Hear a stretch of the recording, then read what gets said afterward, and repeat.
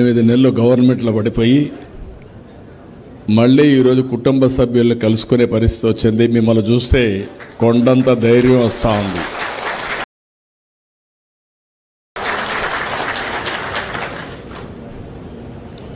ముప్పై సంవత్సరాల తర్వాత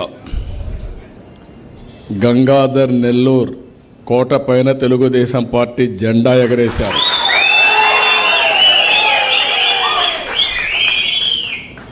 ఎప్పుడు కూడా నా దగ్గరికి వచ్చి పేదలు అరిసేవాళ్ళు.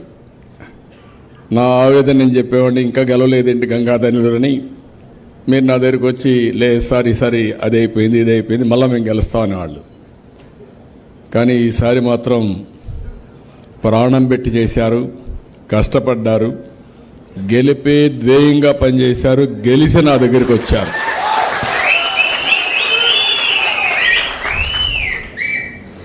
ఆఫ్టర్ ఎ లాంగ్ టైం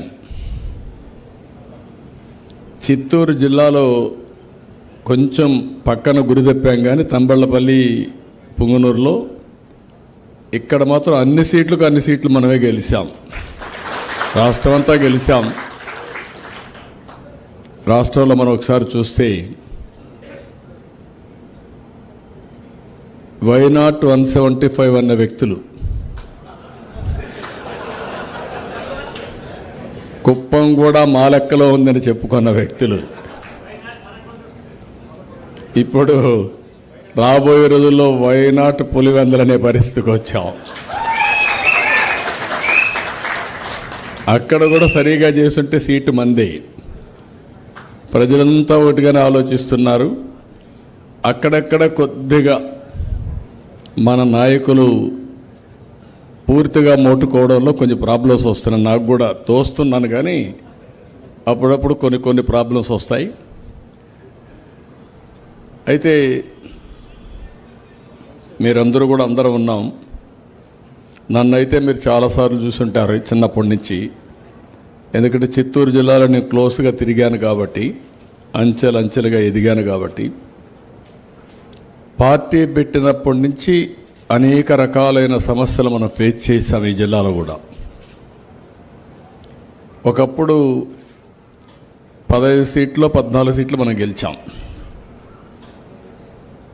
ఆ తర్వాత నిన్నే మళ్ళీ 2 సీట్లు పోయినాయి.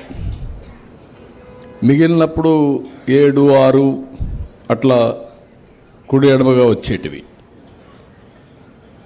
కానీ ఈసారి మనం ఎన్నికలు పకడ్బందీగా చేశాం.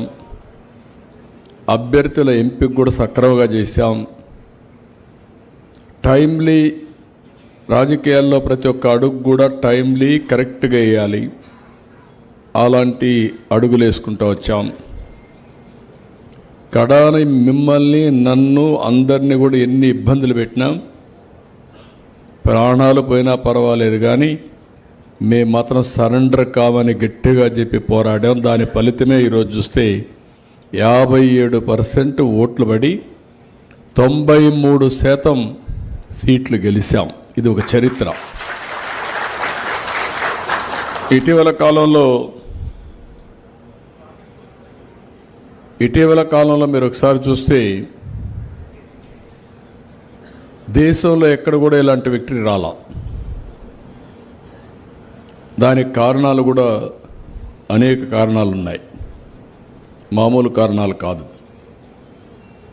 హిస్టారికల్గా 5 సంవత్సరాలు మనం కానీ బ్యాక్ వెళితే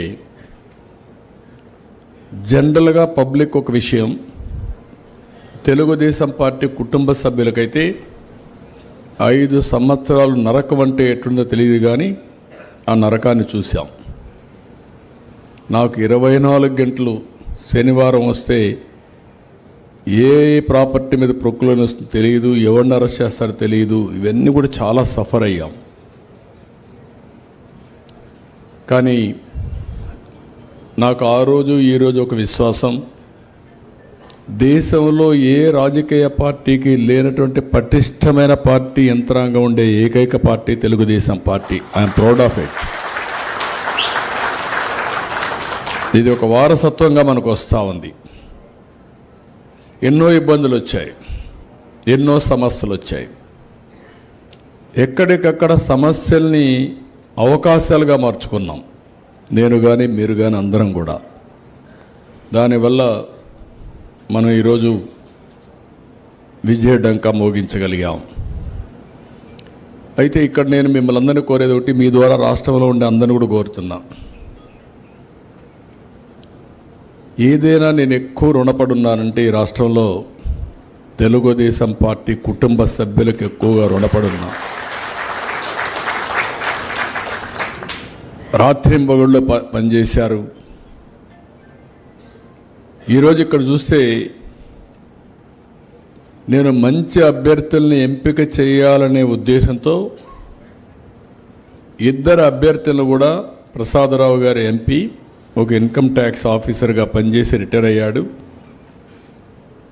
నేను అన్నీ అనలైజ్ చేసిన తర్వాత చిత్తూరు నియోజకవర్గం పార్లమెంటుకి సరైన అభ్యర్థి ఎవరంటే ప్రసాదరావు గారు అని చెప్పి నేను ఆయన ఎంపిక చేశాను. అదే సమయంలో థామస్ గారిని చూసినప్పుడు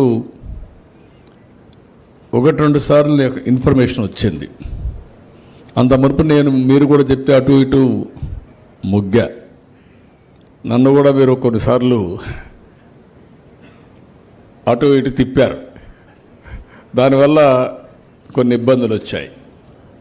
థామస్ విషయం వచ్చినప్పుడు నేను ఒకటే ఆలోచించా, ఈ నియోజకవర్గంలో గెలవాలి అంటే, మళ్ళా తెలుగుదేశం జెండా ఎగరేయాలంటే థామస్ ఎగరేయగలుగుతాడనే అఖండమైన అచంచలమైన విశ్వాసంతో నేను ఆయన పెట్టాను. అది ప్రూవ్ అయ్యింది.